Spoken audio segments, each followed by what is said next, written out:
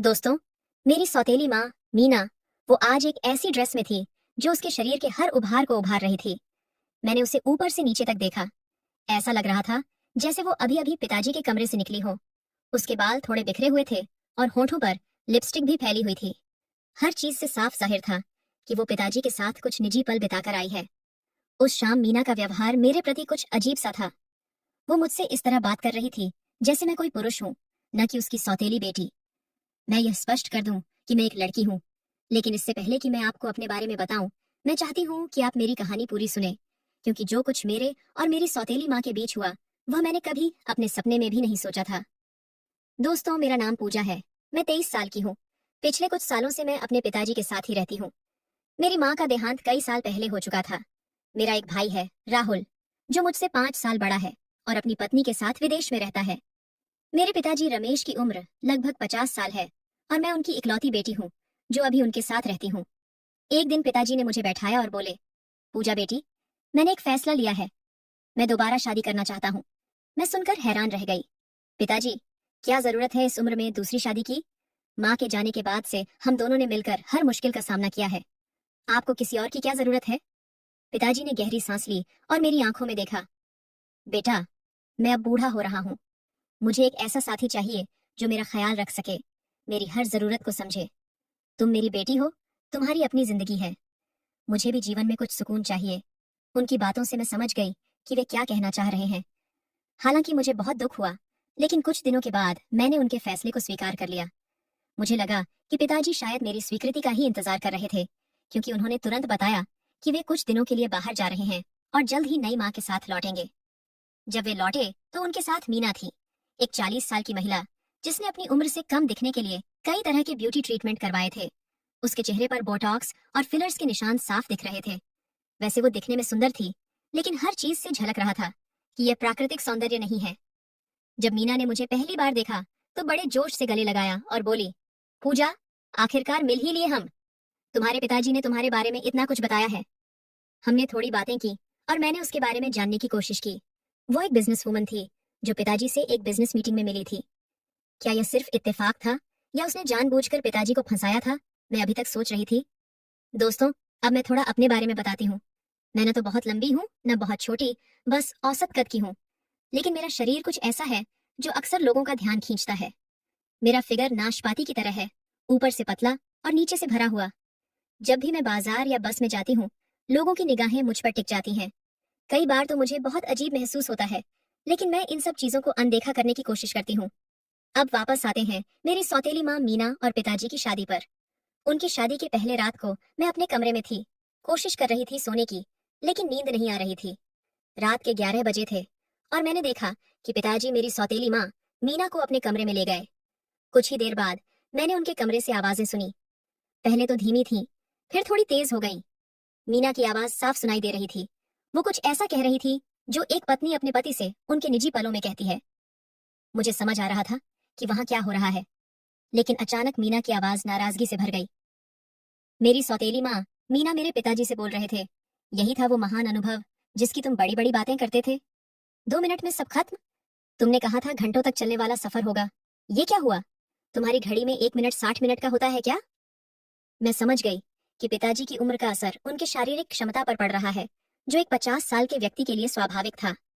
मीना को शायद इसकी उम्मीद नहीं थी, या उसने पिताजी से यह बात छिपाई थी कि उसकी अपेक्षाएं बहुत ज्यादा हैं। उसके बाद मैंने पिताजी की धीमी आवाज सुनी। वो माफी मांग रहे थे और कह रहे थे कि अगली बार बेहतर होगा। मीना ने कोई जवाब नहीं दिया, बस दरवाजा खोला और बाहर निकल आई।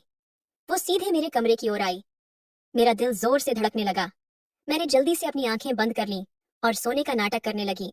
दरवाजा खुला और मीना अंदर आई और धीरे से मेरे बिस्तर के पास आकर बैठ गई। पूजा, मुझे पता है तुम जाग रही हो, उसने धीमे स्वर में कहा। मैंने धीरे से आंखें खोली। हाँ, मुझे नींद नहीं आ रही थी। मैं समझ सकती हूँ, उसने सिर हिलाया। तुमने सब सुन लिया है ना? मैंने जवाब देने से पहले थोड़ा हिचकिचाते हुए कहा, नहीं, मैंने कुछ नहीं सुना। वो मुस्कुराई और बोली, झूठ मत बोलो, दीवारें पतली हैं और तुम्हारा कमरा बिल्कुल बगल में है। मैं असहज होकर उठ बैठी। फिर मैंने बोला, मुझे सोना चाहिए, कल सुबह कॉलेज के लिए जल्दी निकलना है। मीना ने मेरी बात अनसुनी करते हुए कहा, तुम्हारे पिताजी मुझे सिर्फ निराशा दे रहे हैं। मुझे लगता था बुढ़ापे में भी कुछ अनुभव होगा उन्हें। पर वो रुकी, फिर मेरी तरफ देखा। तुम्हें कॉलेज जाना है ना? क्या पढ़ती हो? वहां तुम, मैंने छोटा सा जवाब दिया, फाइन आर्ट्स। मैं चाहती थी कि वह जल्दी यहाँ से चली जाए। उसने कहा, अच्छा है, और बत्ती बुझा दी। अगली सुबह मैं जल्दी उठी और तैयार होकर कॉलेज के लिए निकलने की कोशिश की, लेकिन हॉल में पहुंचते ही मीना ने मुझे रोक लिया। वह अभी भी रात वाले कपड़ों में थी, एक पतली नाइटी जो उसके शरीर के हर हिस्से को उजागर कर रही थी। फिर उसने मुस्कुराते हुए पूछा, इतनी जल्दी कहाँ जा रही हो? मैंने बिना उसकी तरफ देखे जवाब दिया, कॉलेज जा रही हूँ। वो सोफे पर बैठते हुए बोली, थोड़ी देर बैठो ना पूजा, हमें थोड़ा बात करना चाहिए। मैंने बोला, नहीं मुझे देर हो रही है, बस 5 मिनट। उसने आग्रह किया, देखो मुझे माफ कर दो अगर कल रात मैंने कुछ ज्यादा ही आवाजें निकाल दी थीं, पर समझो मेरी हालत। मैंने सोचा था शादी के बाद जिंदगी बदल जाएगी, लेकिन आपके पिताजी से कुछ हो नहीं रहा है। मैंने कंधे उचकाए और बोली, ये आप दोनों के बीच की बात है, मुझे इसमें मत घसीटो। नहीं समझ रही हो तुम। मीना आगे बोली, हम दोनों औरतें हैं, एक दूसरे को समझ सकती हैं। मुझे अपनी सौतेली माँ के बजाय एक दोस्त समझो। मैंने हार मानते हुए कहा, ठीक है, क्या बात करनी है तुम्हें? मीना ने फिर से मुस्कुराया और पूछा, पूजा, क्या तुम किसी को पसंद करती हो? तुम्हारी लाइफ में कोई स्पेशल है? ये सवाल मुझे अजीब लगा। नहीं, पर तुम ऐसा क्यों पूछ रही हो? क्योंकि मेरी जिंदगी में भी कभी कोई ऐसा नहीं था जिससे मैं सच्चा प्यार कर सकूं। उसने गहरी सांस लेते हुए कहा, मैंने तुम्हारे पिताजी से सिर्फ इसलिए शादी की क्योंकि मुझे एक सहारा चाहिए था। पिछली शादी के बाद से मैं अकेली थी, चाहती थी कोई मेरा ध्यान रखे, मेरे खर्चे उठाए, मुझे वो सुख दे जिसकी मैं हकदार हूँ। मीना की आंखों में नमी आ गई, लेकिन मुझे नहीं पता था कि वो इतने कमजोर होंगे इस मामले में। वो अपना दिल खोलकर मुझसे बात करने लगी, अपने अकेलेपन के बारे में, अपनी पिछली शादी के बारे में जो टूट गई थी, अपने सपनों के बारे में जो अधूरे रह गए थे। धीरे धीरे मुझे लगने लगा कि शायद मैं उसके बारे में गलत थी। शायद वो सिर्फ पैसों के लिए पिताजी से शादी नहीं की थी। हम दोनों सोफे पर बैठे थे और अचानक उसने मुझे गले लगा लिया। मैं हैरान रह गई। अरे ये क्या? मैंने पूछा, तुम तो बहुत संवेदनशील निकली। उसकी आंखों में उदासी साफ झलक रही थी और वो मेरे गले लगकर रोने लगी। मैंने उसे सांत्वना देते हुए कहा, शांत हो जाओ, सब ठीक हो जाएगा। तुम जानती हो पिताजी की उम्र ज्यादा है, उनसे ज्यादा उम्मीद मत रखो। हाँ, मुझे पता है, उसने सिसकते हुए कहा, लेकिन मैं क्या करूं? मुझे इन चीजों की जरूरत है, और जैसा तुम देख रही हो तुम्हारे पिताजी इन मामलों में कुछ खास नहीं कर पाते। फिर मैंने पूछा, तो अब तुम क्या करोगी? मीना ने मेरी तरफ देखा। उसकी आंखें अब भी नम थीं, लेकिन उनमें एक अजीब सी चमक आ गई थी। वो मेरे और करीब सरक आई और बोली, हम दोनों यहाँ हैं ना? उसने धीमे स्वर में कहा, हम ये सब अभी कर सकते हैं। क्या मतलब? मैंने अचकचाकर पूछा, तुम किस बारे में बात कर रही हो? वह मेरे बालों को छूने लगी, मेरे गले के पास सूंघने लगी। मैं जड़वत हो गई। ये क्या कर रही हो मीना? मैंने उसे धक्का देकर दूर करते हुए कहा, क्या हो गया है तुम्हें? सच कहूं पूजा, उसने मेरी आंखों में देखा, जब से मैंने तुम्हें देखा है तुम मेरे दिमाग से निकल ही नहीं रही हो। तुम इतनी प्यारी और समझदार हो। वो और करीब आई, इतना करीब कि मैं उसकी सांसों की गर्माहट महसूस कर सकती थी। चलो ना, मेरे साथ रहो। जो कुछ भी होगा वो सिर्फ हम दोनों के बीच रहेगा। और मुझे पता है तुम भी इन चीजों के बारे में जानती हो। तुम्हारे पिताजी ने मुझे बताया है कि उन्होंने कई बार तुम्हारे कमरे से कुछ खास आवाजें सुनी हैं। मैं सन्न रह गई। क्या? ये तुम क्या कह रही हो? पिताजी ने ऐसा कुछ नहीं कहा होगा। और वैसे भी यह मेरी निजी बात है, तुम्हें इससे कोई लेना देना नहीं। उसने मेरे हाथ पर अपना हाथ रखते हुए कहा, डरो मत पूजा, सब कुछ हमारे बीच ही रहेगा, सिर्फ मैं और तुम। मुझे अपनी दोस्त समझो और बाकी मैं संभाल लूंगी। फिर मैंने डरते हुए पूछा, तुम क्या करने वाली हो? वो हल्के से मुस्कुराई, उसके होठों पर एक रहस्यमय मुस्कान थी। तुम बस चुप रहो, मैं तुम्हें अभी बताती हूँ। अब देखो मैं क्या करती हूँ। उसने धीरे से मेरा हाथ पकड़ा और मुझे सोफे पर और करीब खींच लिया। उसकी आंखों में एक अजीब सी चमक थी जो मैंने पहले कभी नहीं देखी थी। उसने मेरे गालों को हल्के से छुआ और मेरे बालों को सहलाने लगी। उसकी उंगलियां मेरे चेहरे पर ऐसे फिसल रही थीं जैसे वो हर पल को महसूस करना चाहती हो। मैं जमी हुई थी, न हिल पा रही थी, न कुछ कह पा रही थी। मेरा दिल जोर जोर से धड़क रहा था। मीना ने अपना चेहरा मेरे चेहरे के करीब लाया, इतना करीब कि मैं उसकी गर्म सांसें महसूस कर सकती थी। उसके बाल मेरे गालों को छू रहे थे और उसकी आंखें मेरी आंखों में गहराई से देख रही थीं, जैसे वो मेरी हर भावना को पढ़ना चाहती हो। पूजा, उसने फुसफुसाते हुए कहा, मैं जानती हूँ तुम भी यही चाहती हो। मीना ने मेरे कान के पास फुसफुसाते हुए कहा, तुम्हारी खूबसूरती ने मुझे मोह लिया है। आज रात मैं तुम्हें वो एहसास दूंगी जो तुमने कभी जीवन में महसूस नहीं किया होगा। उसके शब्दों ने मेरे पूरे शरीर में एक अजीब सी सिहरन पैदा कर दी। मेरा दिल इतनी तेजी से धड़क रहा था कि मुझे लगा अभी सीने से बाहर निकल जाएगा। मैंने कभी नहीं सोचा था कि मेरी जिंदगी में एक महिला के साथ ऐसा कुछ हो सकता है। मीना ने अपने नरम हाथों से मेरे कंधों को सहलाना शुरू किया। फिर धीरे धीरे उसकी उंगलियां मेरी कमर तक फिसल गईं। उसका स्पर्श गर्म था, लेकिन रेशम जैसा मुलायम।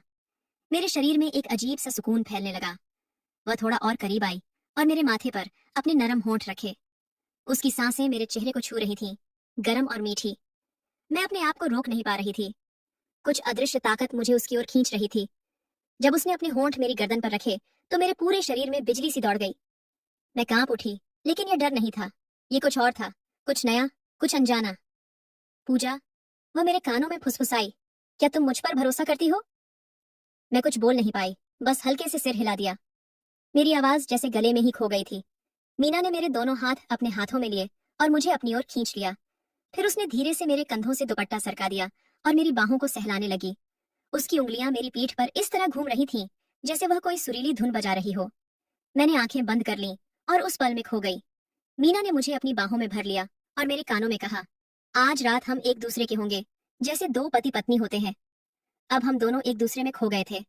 वह रात हमारे लिए एक सपना थी, एक ऐसा सपना जिसे मैंने कभी देखा भी नहीं था। हम दोनों एक दूसरे में इस कदर खो गए थे जैसे दुनिया में सिर्फ हम दो ही बचे हों। मीना ने मुझे ऐसा एहसास दिया जिसकी कल्पना भी मैंने नहीं की थी। लेकिन जैसे जैसे दिन बीतते गए, मेरे मन में एक अजीब सी बेचैनी पनपने लगी। क्या यह सही था जो हम कर रहे थे? मैं अपने आप से सवाल करने लगी। ये रिश्ता, ये नजदीकियां, क्या इनका कोई भविष्य था? एक शाम जब मीना मेरे कमरे में आई, मैंने हिम्मत जुटाई और उससे बात की। मीना, हमें यह सब बंद करना होगा, मैंने कहा, अपनी आंखों में आंसू रोकते हुए। ये सही नहीं है। मैं तुमसे बहुत लगाव महसूस करती हूँ, लेकिन यह रास्ता ठीक नहीं। मीना ने मेरे हाथ अपने हाथों में लिए और मेरी आंखों में देखा। उसकी आंखों में दर्द था, लेकिन समझ भी।